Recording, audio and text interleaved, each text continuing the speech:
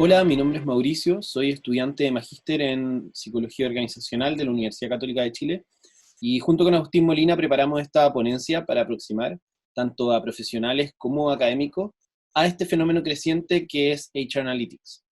La ponencia se enmarca en un proyecto más grande financiado por Fondesit, que es el Fondo Nacional de Desarrollo Científico y Tecnológico. En los últimos años, el desarrollo tecnológico ha traído consigo una verdadera revolución en cuanto a la información disponible en el mundo. Por una parte, han aumentado las fuentes para recolectar información, que van desde sensores biométricos hasta nuestra actividad en Internet.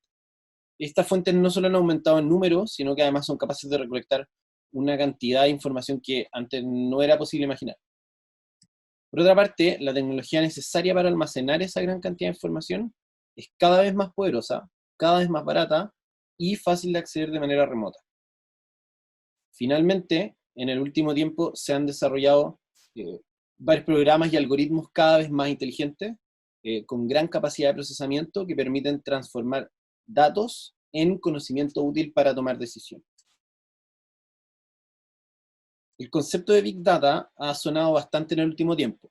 Lo escuchamos en las noticias relacionadas al uso de información por parte de redes sociales, se ha popularizado su uso para el marketing en compañías como Amazon, que usan la información de tus compras y búsquedas anteriores para sugerirte productos que se asocien a tus intereses particulares. También se ha visto recientemente que algunos gobiernos, como Corea del Sur, eh, han usado una gran cantidad de datos sobre las personas para tomar decisiones de salud pública durante la pandemia.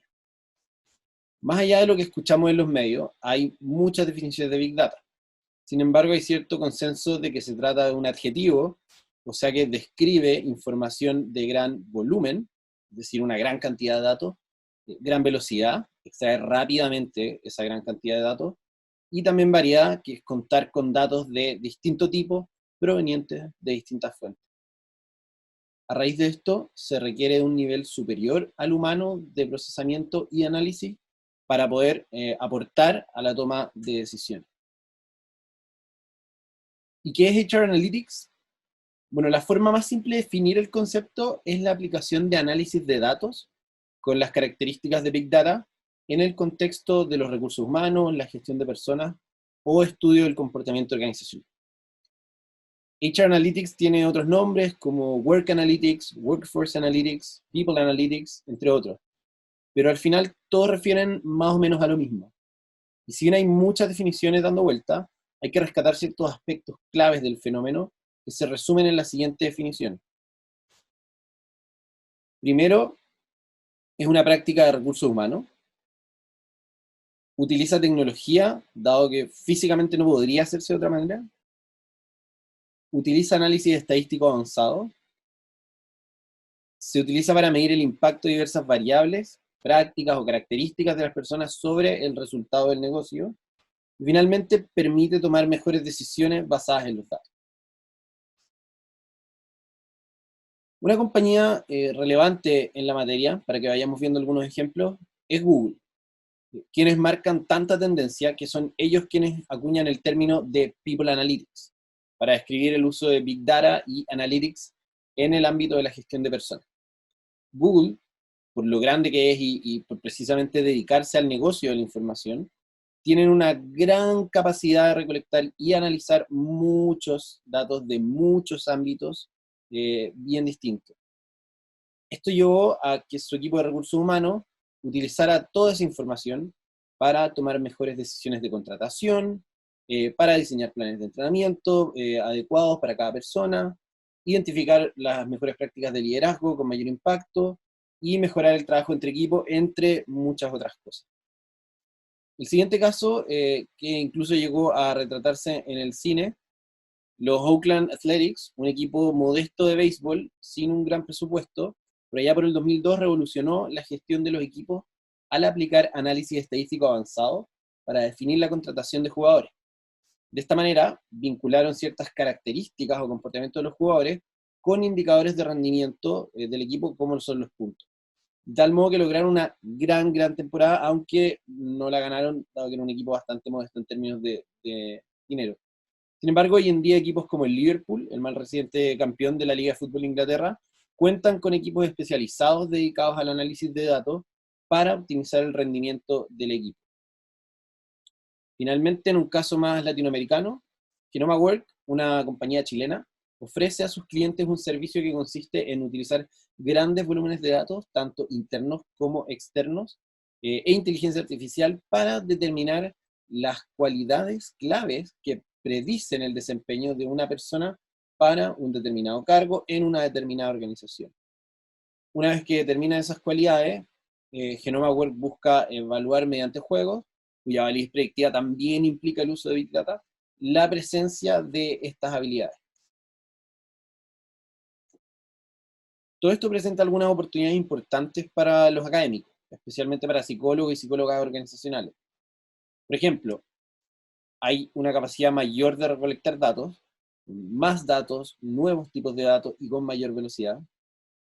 En la misma línea de la velocidad, eh, con la que se pueden recoger los datos, cuando realizamos estudios longitudinales, solemos medir en tiempos bastante separados entre sí, perdiendo de alguna manera todo lo que pasa, ¿cierto?, entre medio.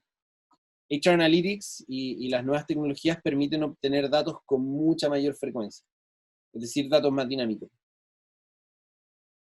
Buena parte de la investigación sobre el comportamiento organizacional se basa en autorreporte. Y acá la medición en el ambiente natural, ¿cierto?, que nos permite toda la tecnología de variables más objetivas, puede aumentar la validez ecológica de los resultados de muchas investigaciones.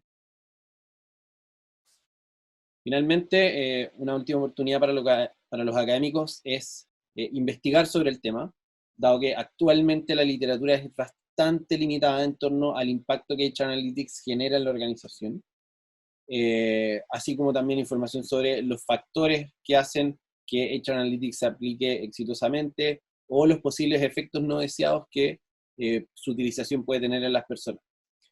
Por eso hay un llamado a contribuir al robustecimiento del conocimiento respecto al fenómeno.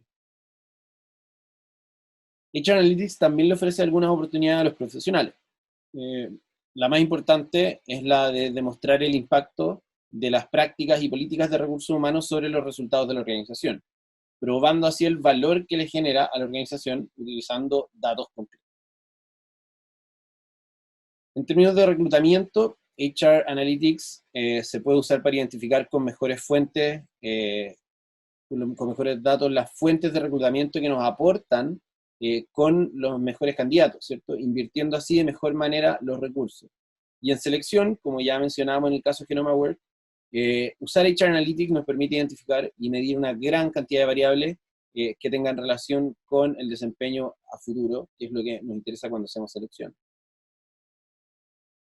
Las compensaciones en una organización tienden a despertar sentimientos de injusticia, favoritismo, falta de transparencia, etc. Usando HR Analytics podemos medir el impacto de cada persona y de cada equipo sobre distintos resultados a modo de generar sistemas de compensación más justos que respondan al real aporte de cada persona o de cada equipo a la organización. Finalmente, usando HR Analytics, podemos valernos de una gran cantidad de información para determinar de mejor manera las necesidades de formación de las personas, tanto a nivel de unidades como a nivel individual, y así poder ir generando planes personalizados de entrenamiento que se adapten a las necesidades de cada persona y de la organización. Cuando implementamos HR Analytics en las organizaciones hay algunas limitaciones que nos van a saltar a la vista.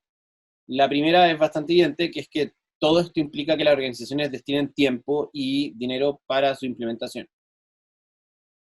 En segundo lugar, muchas veces los tomadores de decisiones, al igual que muchas personas, prefieren su propia experiencia y sus propias creencias frente a los datos. Dicho de otra manera, no sirve de nada que hagamos todo el esfuerzo por recoger, limpiar, analizar y reportar los datos, invirtiendo todo ese tiempo y todo ese dinero, si es que después quienes toman las decisiones simplemente no los van a considerar. Lamentablemente, las escuelas de psicología no han desarrollado tampoco las competencias suficientes para realizar análisis estadísticos complejos. La falta de manejo de metodologías cuantitativas complica que los psicólogos organizacionales dentro del área de recursos humanos exploten todo el potencial de HR Analytics que tiene para ofrecer.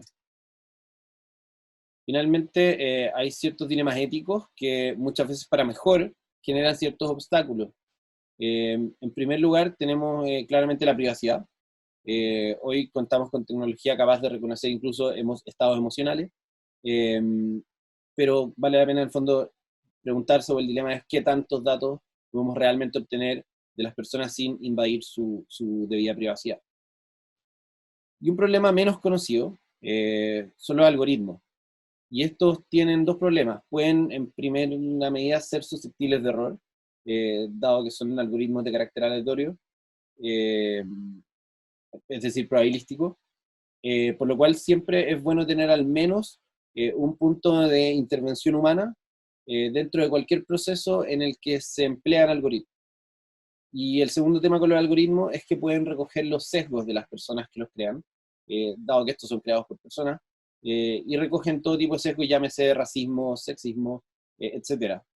Para evitar esto, se recomienda encarecidamente que los algoritmos sean desarrollados por equipos diversos. ¿Y qué lo facilita? Primero, el managerial buy-in, es decir, que los gerentes de la organización estén a bordo con la idea. Esto genera apoyo al proceso y le da sentido a la utilización de los datos en torno a la estrategia de la organización.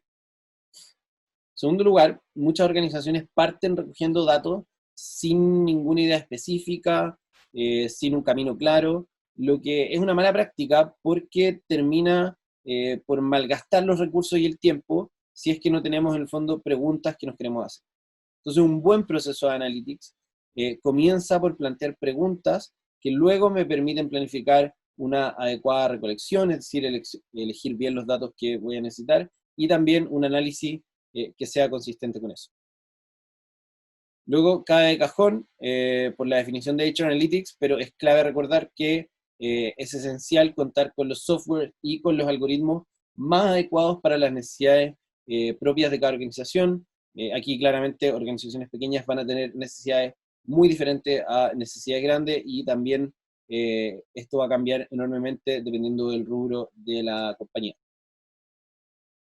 Y algunos lineamientos a futuro, como ya se mencionaba antes, hay una falta de conocimiento respecto al impacto de HR Analytics, que invita a trabajar en el tema y a investigar sobre el tema y demostrar que esto puede tener un impacto en las organizaciones. En segundo lugar, cabe todavía mucho preguntarse sobre el impacto de aplicar HR Analytics sobre las personas, particularmente sobre su salud, su bienestar. Y aquí caben preguntas como puede generar estados de temor a la vigilancia, ¿cierto? Puede aumentar el estrés de las personas, sentir que se están constantemente recogiendo datos sobre ellas. Finalmente, falta entender también cuál es el límite que las personas le asignan a la recolección de información.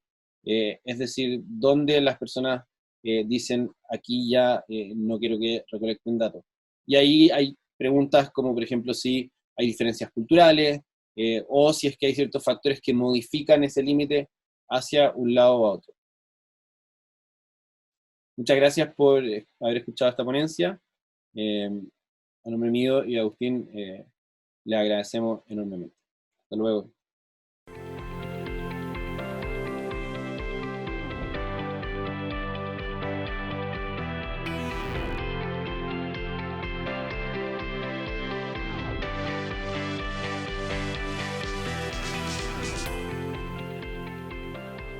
Voy a exponer la ponencia Dinámica de la apropiación subjetiva en los lenguajes administrativos.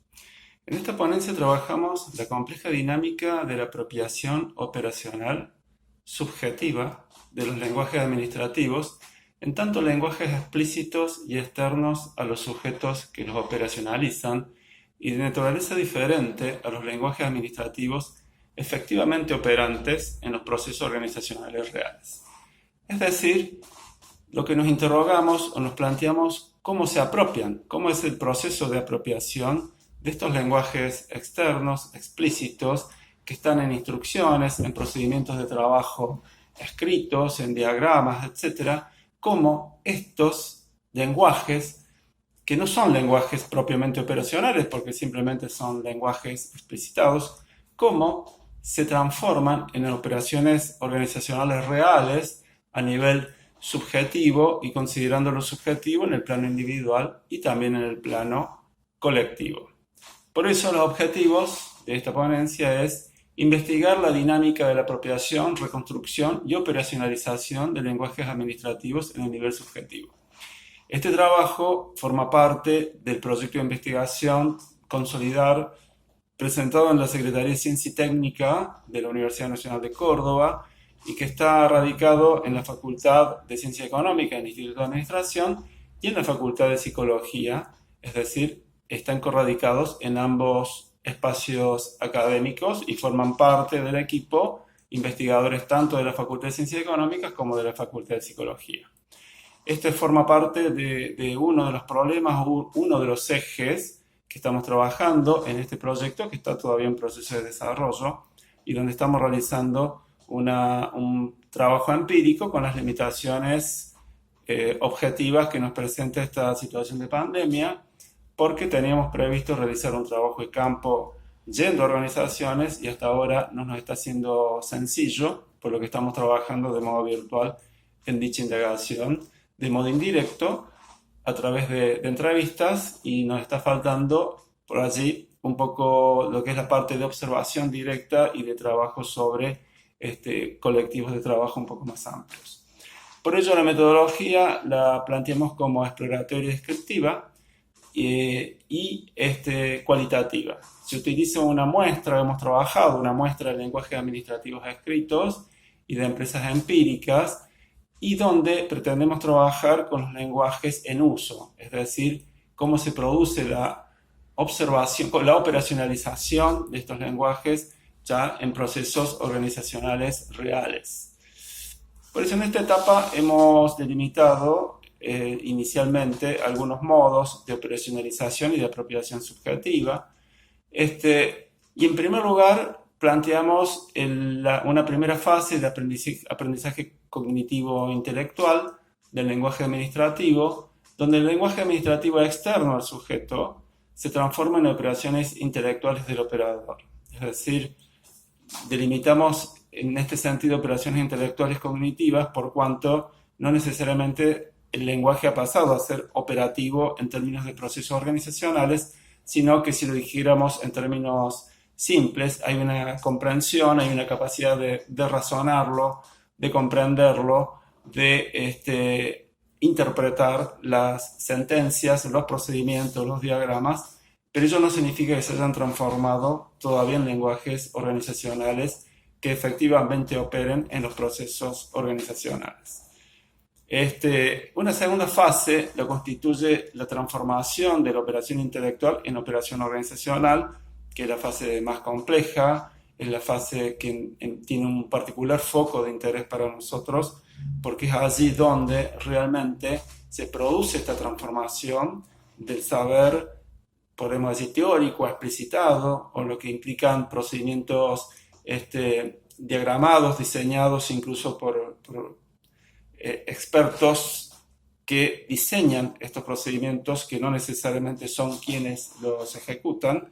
Y en este punto, ¿cómo se produce esa transformación de un saber explícito que está intelectualmente aprendido, pero que no necesariamente está llevado a cabo en términos de operaciones? Y nosotros entendemos siempre las operaciones en tanto operaciones corporales, aún incluso las operaciones que tengan un alto componente intelectual, debido a toda una serie de presupuestos teóricos, en el sentido de que la cognición siempre supone al sujeto que activa, que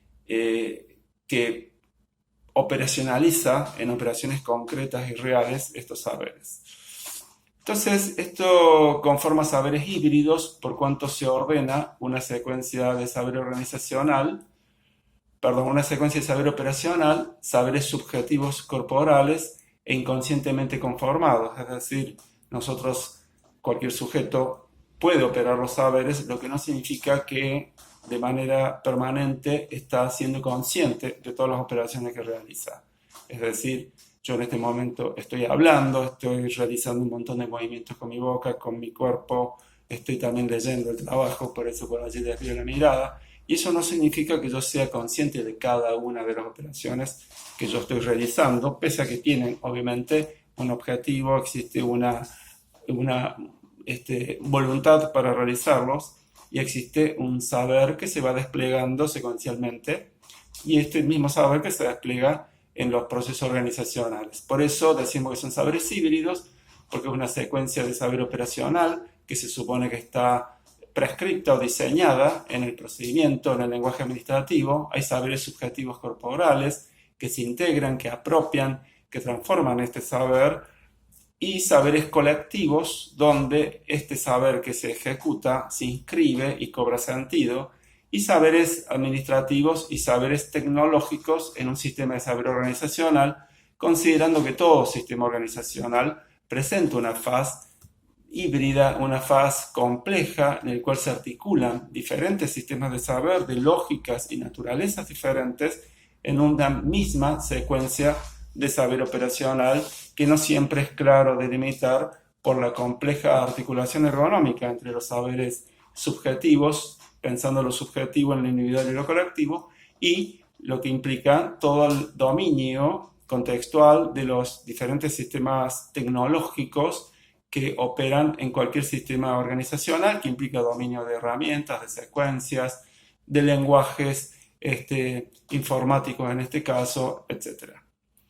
Entonces, el proceso de apropiación y operacionalización subjetiva se impulsa por la doble dinámica subjetiva y colectiva del espacio organizacional de trabajo.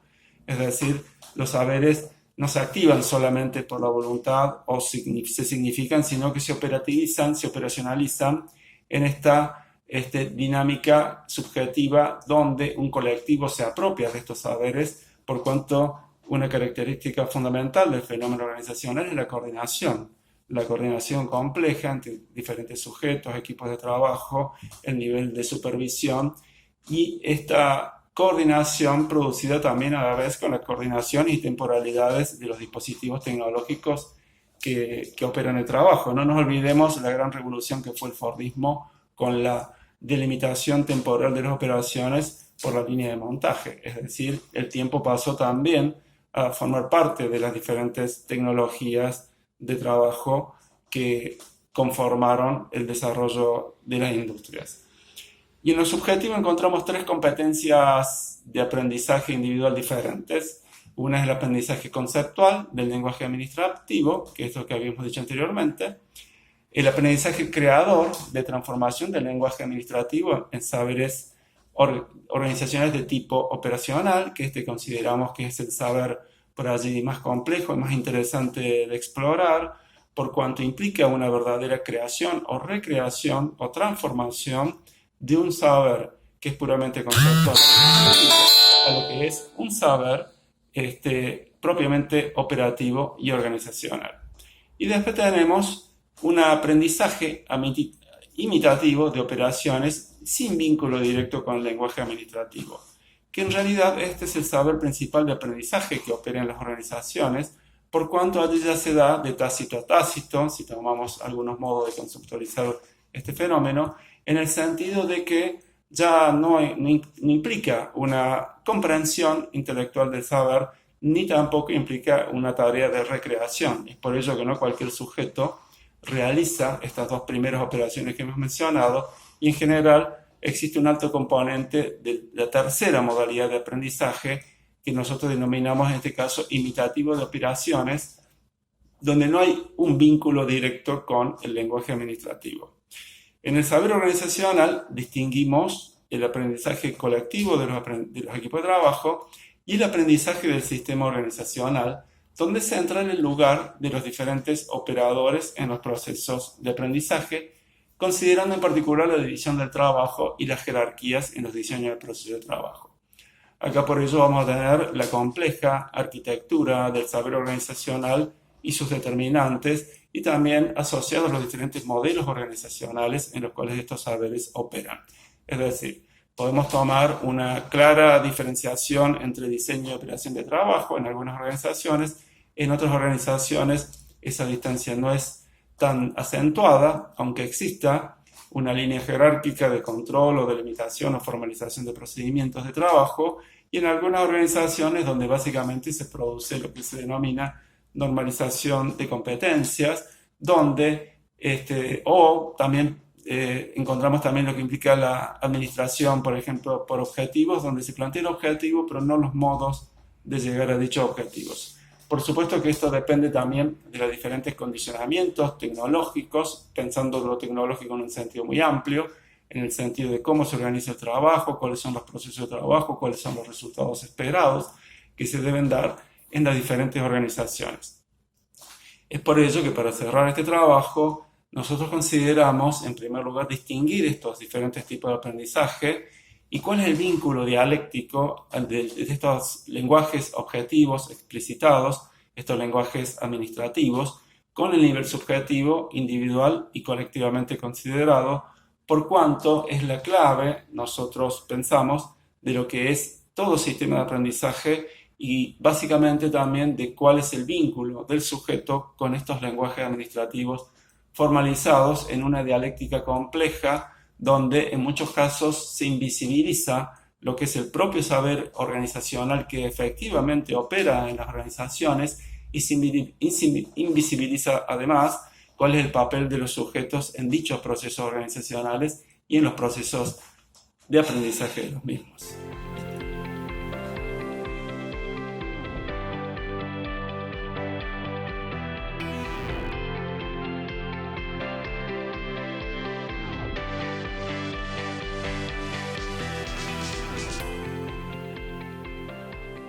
En primer lugar, quiero dar las gracias a todas las personas presentes. El trabajo lleva por título Patrones no uniformes de clima y compromiso del equipo con la organización. Este trabajo lo desarrollamos con Agustín Molina durante el año 2019 en Chile, y en esta ocasión queremos compartir los resultados que obtuvimos. La pregunta que guió la investigación fue: ¿cómo los patrones no uniformes presentes en el clima de apoyo afectaron el compromiso organizacional del equipo? Esto lo podemos resumir en el siguiente esquema. Como se puede ver, este esquema difiere un poco de la pregunta. ¿Por qué? Porque patrones no uniformes lo podemos dividir en dos partes: patrones no uniformes débiles y fuertes. Ambos conceptos pertenecen a un macroconcepto llamado uniformidad de clima. Básicamente es otra forma de medir e interpretar el clima dentro de las organizaciones, y este difiere un poco de los conceptos más comunes como nivel y fuerza, que voy a definir más adelante, al igual que uniformidad de clima y sus derivadas. Por otro lado, tenemos la medición de clima de apoyo y compromiso, que han demostrado ser variables de interés para las organizaciones, ya que afectan el día a día de las personas dentro de las organizaciones. Primero quiero comenzar definiendo qué es el clima de apoyo y el compromiso.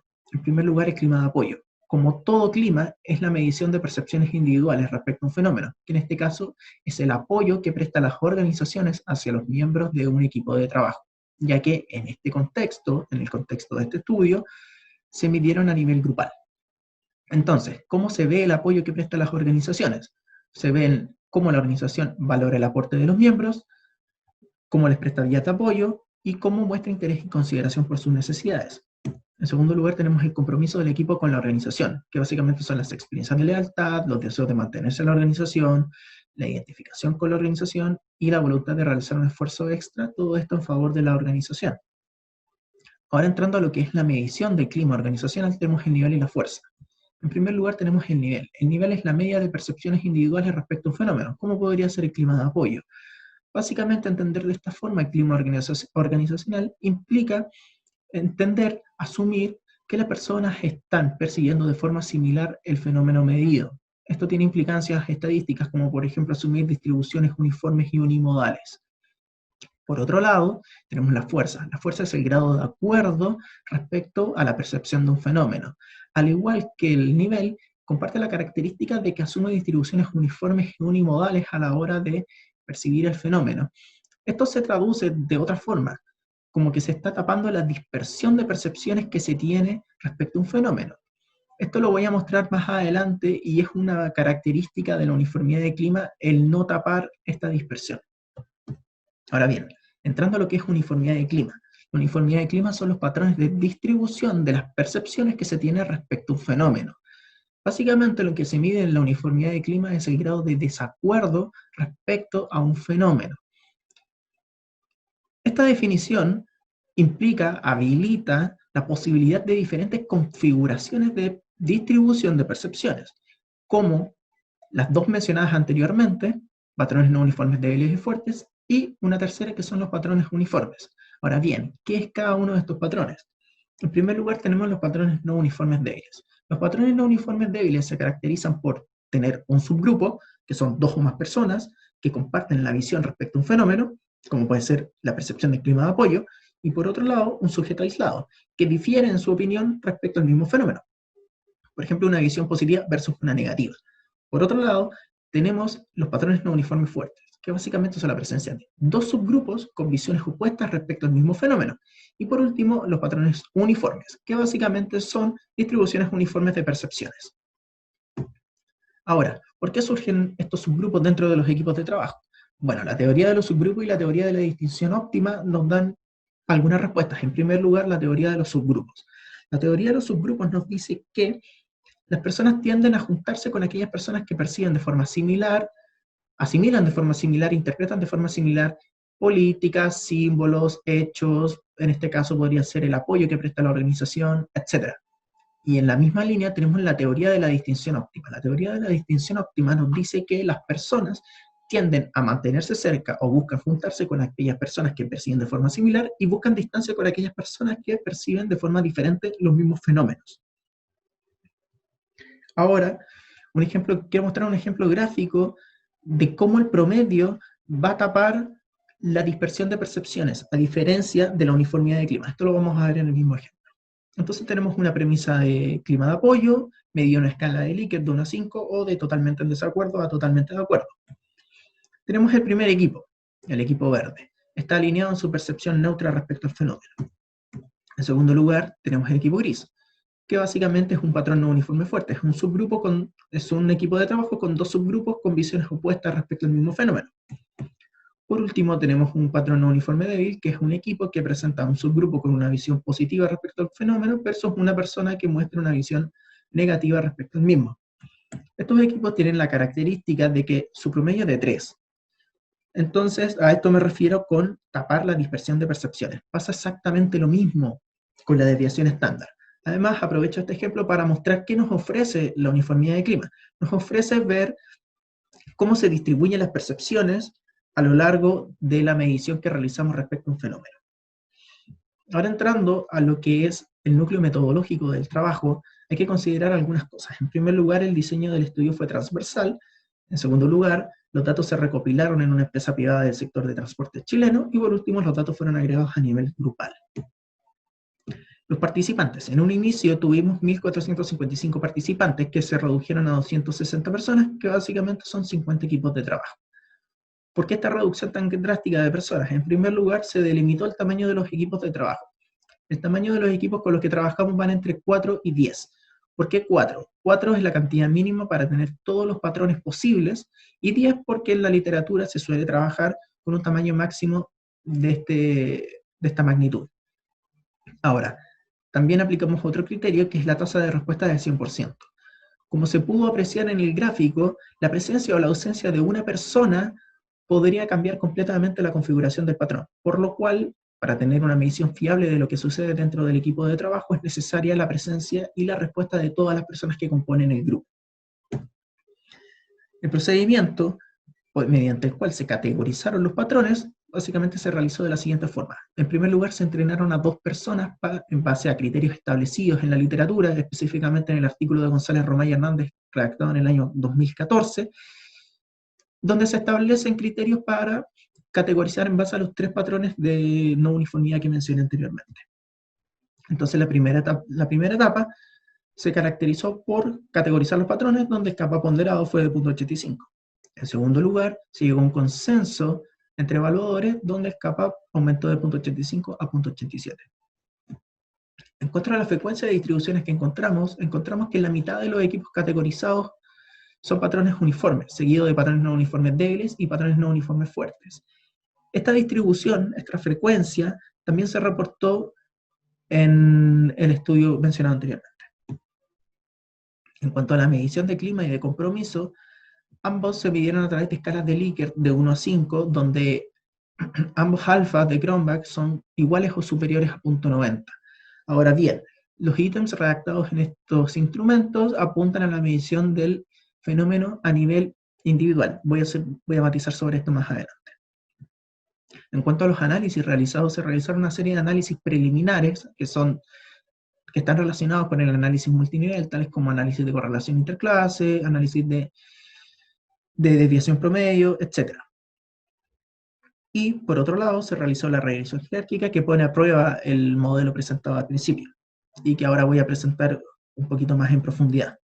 Entonces tenemos este esquema que vimos al principio, y le agregamos las variables control, que son el nivel de clima, de apoyo, la fuerza, la interacción entre nivel y fuerza, y el tamaño del equipo. Los resultados. Los resultados de los análisis preliminares básicamente fueron todos satisfactorios, por lo cual fue prudente continuar con la regresión jerárquica, que voy a presentar a continuación. El primer paso, básicamente, se caracterizó por controlar el tamaño. En segundo lugar, controlar por nivel, fuerza e interacción entre nivel y fuerza. Aquí podemos ver que el nivel tuvo una relación significativa con el compromiso, pero en este momento no nos interesa mucho eso. Y por último, el último paso, el interesante, es el de los patrones no uniformes. Aquí podemos ver que DAMI 1 corresponde al patrón no uniforme débil, interactuó de forma negativa y significativa con el compromiso organizacional.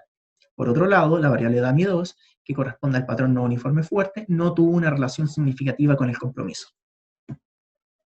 Para ir cerrando la presentación, en primer lugar quiero destacar los resultados. Los resultados, como mencioné anteriormente, solo encontramos una relación significativa y negativa entre no uniformidad débil y compromiso. ¿Qué implica esto? Bueno, en primer lugar se replicaron los resultados mostrados por González Romay y Hernández 2014. Esto amplía la evidencia respecto a las consecuencias negativas de la presencia de patrones no uniformes débiles en equipos de trabajo y cómo afecta negativamente variables de interés para las organizaciones.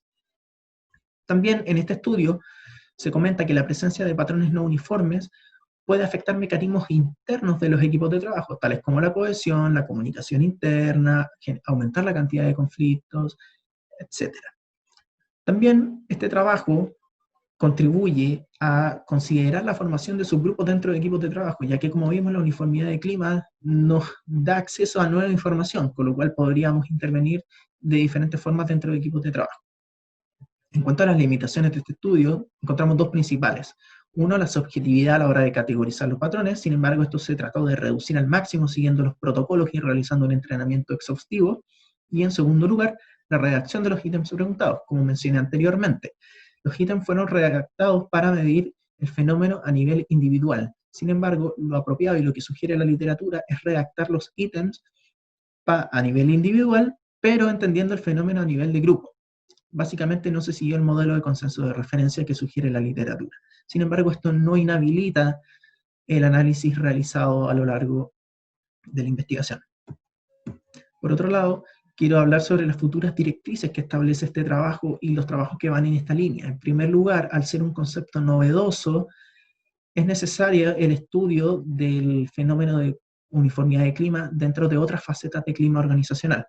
Y por otro lado, y siguiendo la línea del congreso en el que estamos presentes, es la relevancia de la diversidad. Utilizar la uniformidad de clima para entender y medir el clima organizacional hace que emerjan las diferencias que existen entre las personas que componen equipos de trabajo. Y, por ejemplo, se abre la línea de investigación para ver el origen de los equipos de trabajo. Si bien la literatura, por ejemplo, sugiere algunos lineamientos, que estos subgrupos se pueden organizar en torno a diferencias culturales, tales como accesos a conocimientos, o quizás variables demográficas, o rangos jerárquicos dentro de la misma organización, es interesante seguir ahondando en esta cuestión, ya que nos podría dar la respuesta de por qué se forman subgrupos dentro de equipos de trabajo y quizás sopesar los efectos negativos que tienen estos mismos dentro de algunas variables, como las que estudiamos en esta ocasión.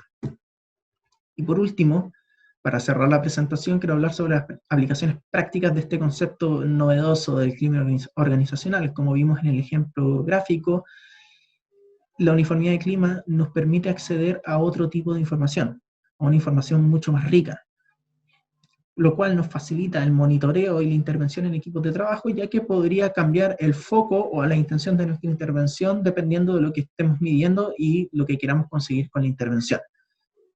Muchas gracias por su atención y con esto doy por finalizada la presentación.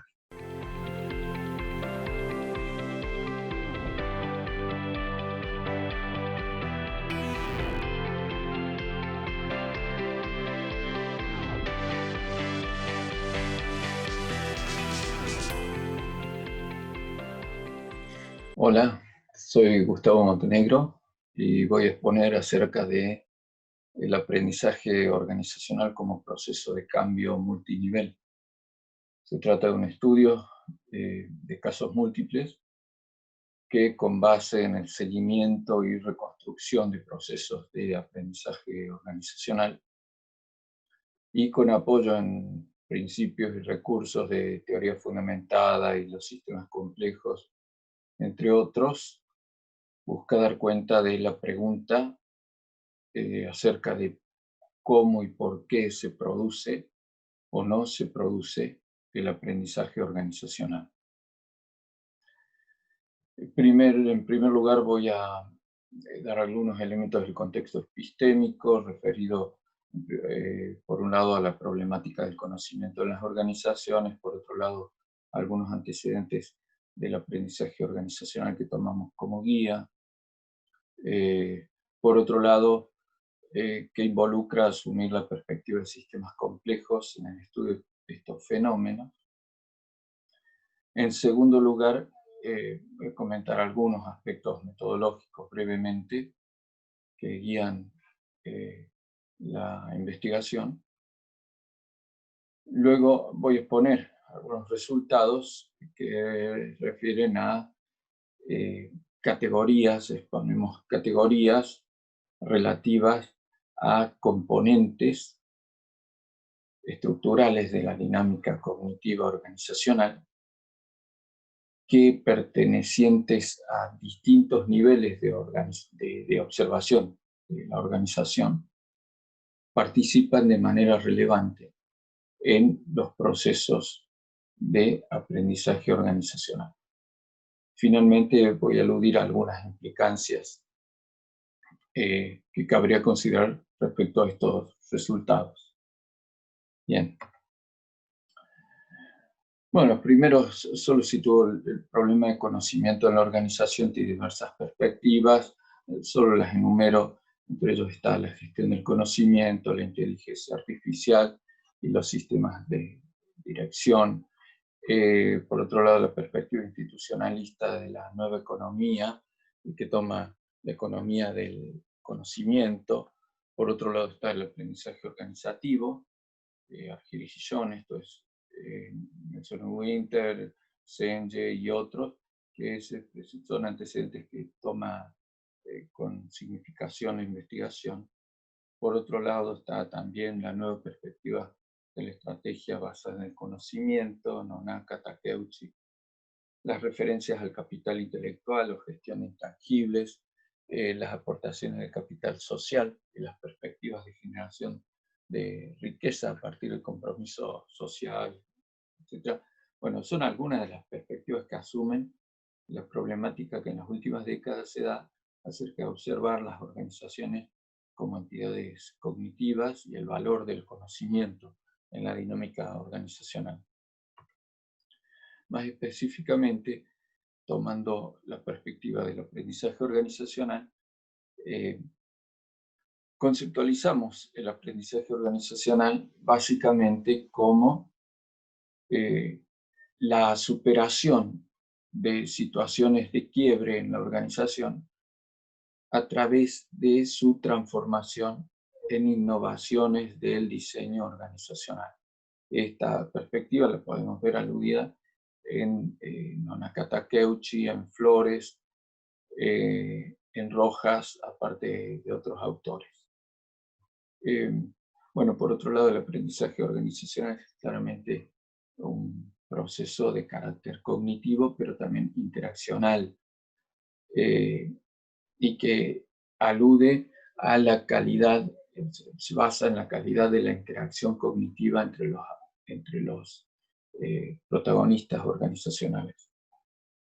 Por otro lado, también desde esta perspectiva se señala que el aprendizaje organizacional, desde alguna investigación, se postula que no ocurre de manera espontánea y natural, sino que requiere de algunas condiciones de agencialidad por parte de la dirección que lo promuevan, y junto con ello la apelación a ciertos recursos de racionalidad ampliada, de pensamiento sistémico y de cierta calidad comunicativa.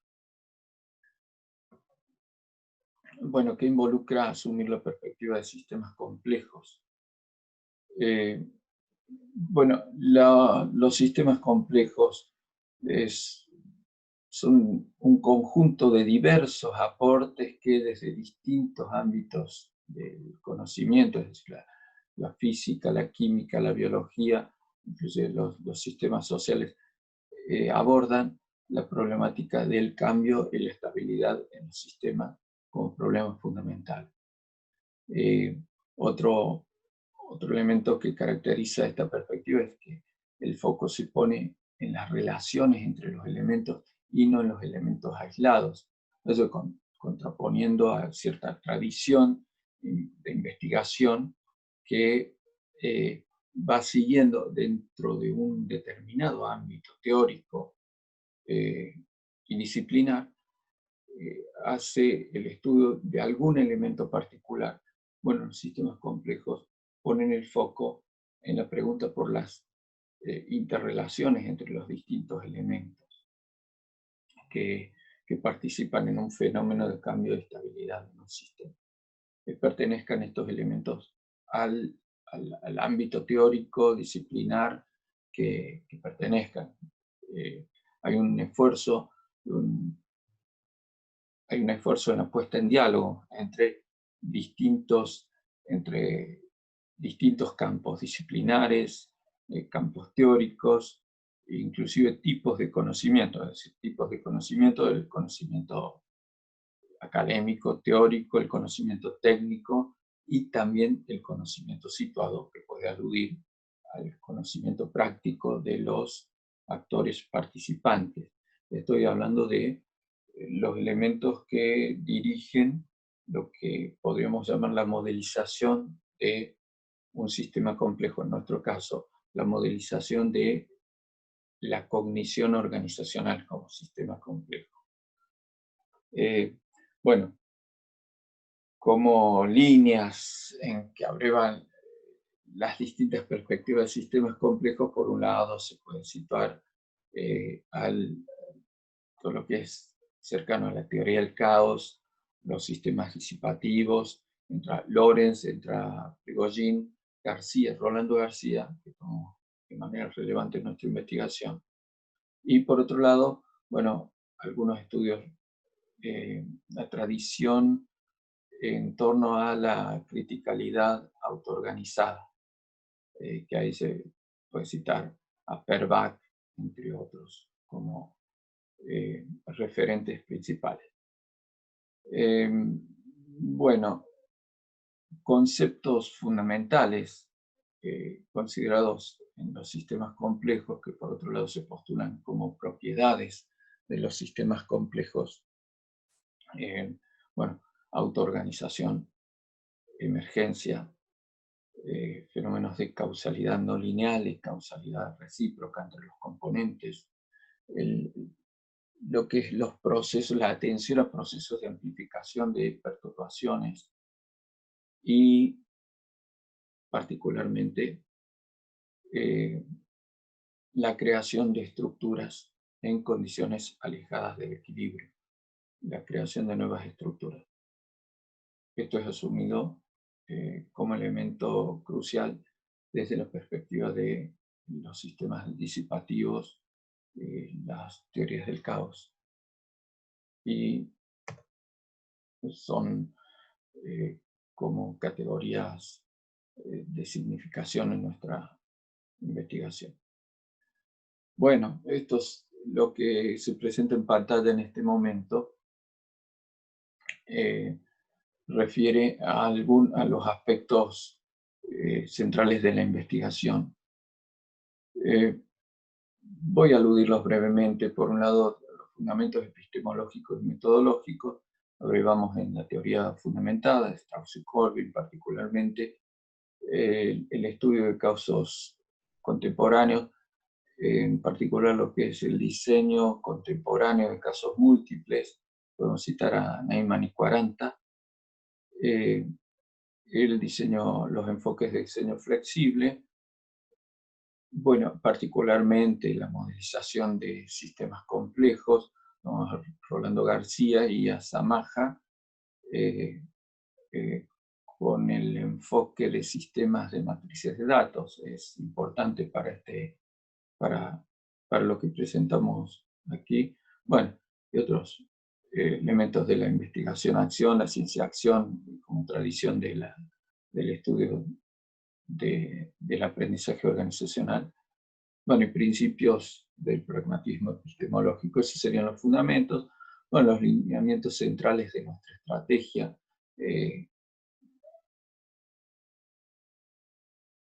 Volviendo a decir, en torno a la pregunta de por qué y cómo se produce el aprendizaje organizacional, bueno, apelamos al seguimiento y reconstrucción de casos de aprendizaje organizacional en que la organización, con apoyo en un equipo de asistencia técnica, se plantea explícitamente la superación de determinados quiebres relevantes. Hacemos seguimiento y reconstrucción a través de, básicamente, de un modo de indagación metacognitiva de los actores participantes, esto es decir, tanto los protagonistas institucionales como los técnicos que forman parte del equipo de asistencia técnica. Hay un modo de indagación que busca no solo capturar los primeros sentidos o las respuestas primarias del entrevistado, sino que por medio de preguntas busca también atender a los saberes y sentidos tácitos puestos en juego por los actores, tratando de atrapar también los trasfondos de observación, trasfondos de valoración y trasfondos de decisión de quienes lo protagonizan, en búsqueda de identificar las categorías representativas de los elementos participantes. Elementos participantes que resultan significativos por resultar relevantes también a los protagonistas del aprendizaje organizacional. Es decir, se toma importantemente la mirada de los decisores como modo de proveer también a la importancia, la relevancia pragmática y semántica de los elementos identificados. Bueno, la indagación empírica se ha hecho a través de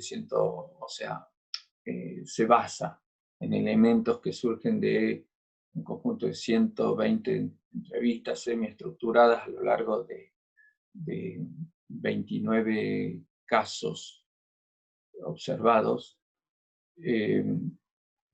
como ya dijimos, con apoyo en recursos de repregunta, indagación de saberes tácitos de la ciencia-acción, bueno, en 4 tipos de instancias: durante el diagnóstico que se hace en el proceso de aprendizaje organizacional, durante el avance y la implementación, y en circunstancias particulares de impedimento o dificultad de avance del aprendizaje, del proceso de aprendizaje organizacional, y también en la circunstancia de logro de aprendizaje organizacional.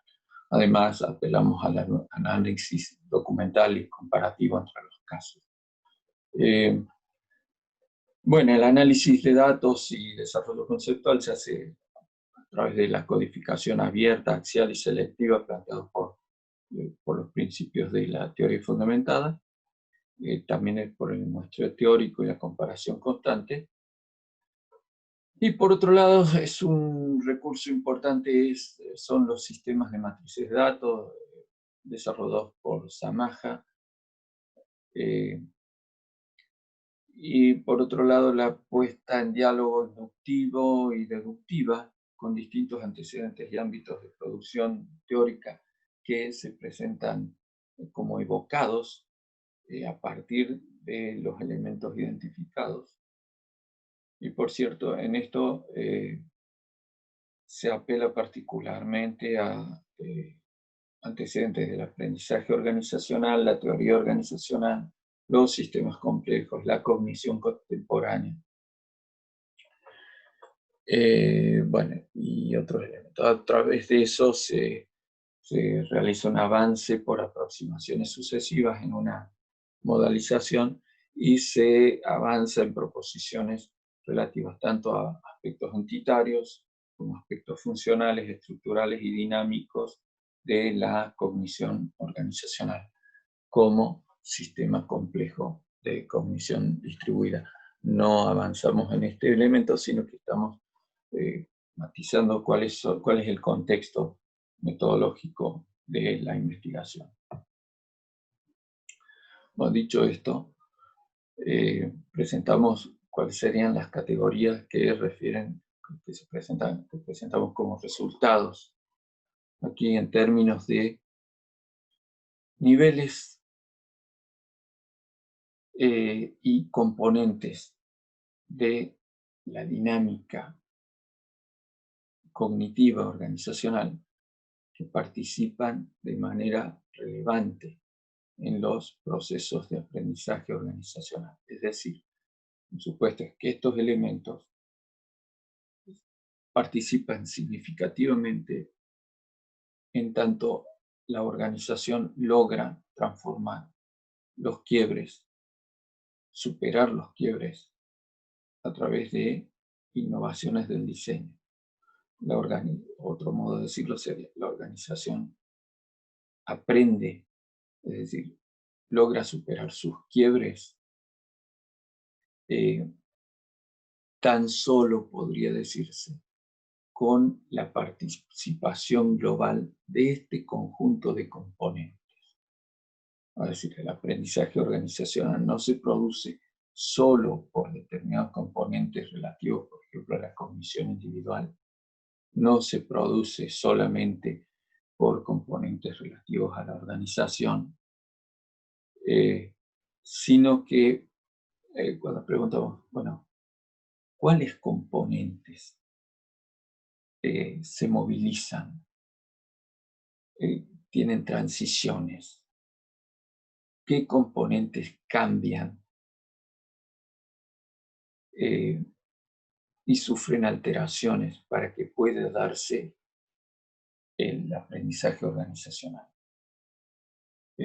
Bueno, la respuesta a la pregunta, en primer lugar, podríamos plantear, para que el aprendizaje organizacional se produzca, tienen lugar cambios y movilizaciones significativas en componentes relativos a 3 distintos niveles de observación de la dinámica cognitiva organizacional. Entre estos niveles cabe diferenciar, esto se basaría, primer antecedente de diferenciar niveles de aprendizaje, lo podemos encontrar en Gregory Bateson, que a su vez se apoya en la teoría de tipos lógicos, Russell, y con ello distingue que habría distintos tipos de cambio en los procesos de aprendizaje. Y ahí me tomo un minuto para tratar de dilucidar qué diferencia hay entre estos 3 tipos de cambio que vamos a considerar como niveles de aprendizaje en la organización. Un primer nivel, nivel 1, denominamos la dinámica de interacción operacional. El segundo nivel le llamamos dinámica deliberativa, y un tercer nivel que denominamos dinámica socioestructural. Luego veremos qué implicancia hay en la diferenciación de estos niveles y cómo interjuegan en los procesos de aprendizaje organizacional y en un cambio, en un proceso de cambio de carácter social, en este caso en la organización. ¿A qué refiere la dinámica de interacción operacional? Esta dinámica refiere a los cambios en el hacer, los cambios en los modos de hacer. Antes se hacía de un modo una cosa, ahora se hace de otro modo. Esto aludiría en la organización de procedimientos operativos, esto es a nivel operativo, que podría reflejarse en las rutinas operacionales, en los procedimientos, pero básicamente refiere al modo de hacer. No así los cambios que denominamos pertenecientes al nivel 2. Hay un segundo nivel de cambios que, podemos adelantar, reorganiza los cambios en el hacer y que son cambios en lo que denominamos la dinámica deliberativa. Es decir, cuando aparecen problemas en el hacer, aparecen quiebres, brechas entre lo real y lo que se espera. Algunas de estas brechas entre lo real y lo que se espera en la función cotidiana, algunas de estas brechas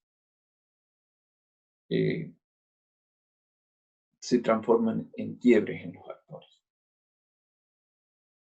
No toda brecha se transforma en quiebre, pero el quiebre es una circunstancia particular donde cierta perturbación, movilización emocional, sumada a circunstancias particulares, desencadenan procesos deliberativos en los actores individuales, posteriormente en el conjunto, pero creemos hay un quiebre cuando, a partir de perturbaciones en el hacer, en la interacción, se desencadenan junto con determinados niveles de tensión emocional, desencadenan procesos deliberativos respecto al carácter de la situación, al sentido de la situación, a la admisibilidad de la situación, pero también procesos deliberativos más sutiles respecto al lugar, al propio lugar en la situación, al lugar del otro, a las reglas de interacción y también a las posibilidades de acción y a los futuros posibles. Todo este conjunto de respuestas se disparan ante determinadas brechas, en determinadas circunstancias, y interrumpen el fluir de la acción, interrumpen el fluir de la interacción y perturban la conciencia subjetiva de los actores, desencadenando preguntas que refieren a la organización de la propia experiencia. Entonces hay una ruptura en el fluir, hay un desencadenamiento de preguntas que disparan elementos ya no del hacer, no cambios en el hacer, sino cambios en la dinámica deliberativa. Estos refieren a procesos decisionales, a procesos, a modos de puntuar la realidad. Llegado a los actores también refiere la dinámica deliberativa a los modos de conversar, a los modos de decidir. Y bueno, este sería un segundo nivel, es decir, aparte del nivel de los hechos, tenemos el nivel de la deliberación sobre los problemas de los hechos. Y por último tenemos un tercer nivel que refiere a la dinámica socioestructural. La dinámica socioestructural ya reorganiza los procesos deliberativos, es decir, los cambios en la dinámica socioestructural. Para dar ejemplos breves y coloquialmente, un cambio en la dinámica socioestructural sería quién habla con quién para tratar, para deliberar. Es decir, en la organización prevé determinados caminos y circuitos decisionales y conversacionales que determinan quién hablaría con quién para tratar las problemáticas acerca quién hablaría y con qué modos hablaría para abordar las problemáticas desencadenadas en la interacción funcional. Bueno, por razones de tiempo creo que tengo que dejar aquí en la exposición. Esto tendría implicancias no solo para una primera implicancia, estos tres niveles, por lo menos, participan en los procesos de cambio de aprendizaje organizacional, tal como los hemos estudiado en el seguimiento de estos casos. Otra implicancia de carácter más pragmático es que los procesos de aprendizaje organizacional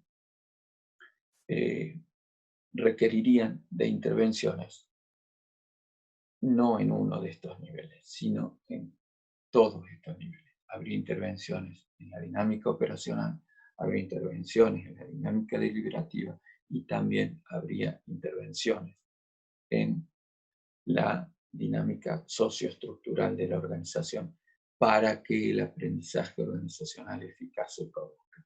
Esto podría inferirse de los casos estudiados en la perspectiva y en la perspectiva epistémica que nosotros lo hemos asumido.